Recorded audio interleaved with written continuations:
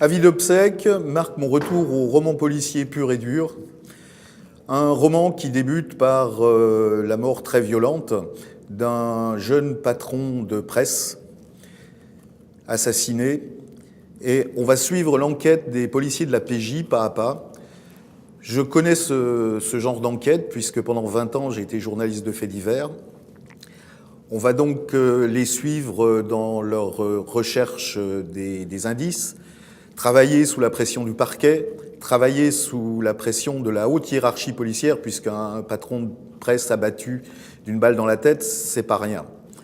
C'est donc un roman vraiment policier qui, à un deuxième niveau, met en scène mon privé préféré, c'est-à-dire Victor Boudreau, qui là est très mal en point, puisqu'il a été victime d'un AVC, et qui se retrouve mêlé, malgré lui, à un trafic d'objets d'art religieux volés dans les églises, trafic entre l'Europe et les États-Unis. Au troisième niveau d'histoire, qui est quasiment anecdotique, il y a une relation amoureuse qui se noue entre la juge d'instruction chargée du dossier et un policier qui n'est pas un policier de la PJ, mais un policier de police urbaine, mais qui joue quand même un rôle dans ce roman.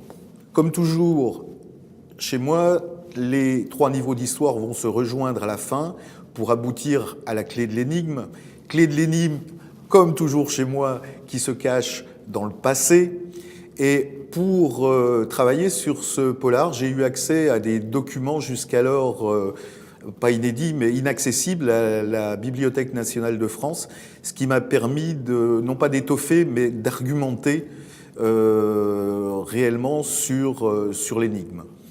C'est un roman policier que moi j'estime assez simple. On suit une enquête, les flics parlent comme des flics, les magistrats parlent comme des magistrats, les journalistes comme des journalistes, c'est-à-dire comme les flics. Voilà, tout ce petit monde court après qui a tué le patron, pourquoi l'a-t-on tué. Il y a des tas de gens qui ont des raisons de l'avoir tué. Et il faut, comme souvent dans mes polars, suivre la piste de l'argent.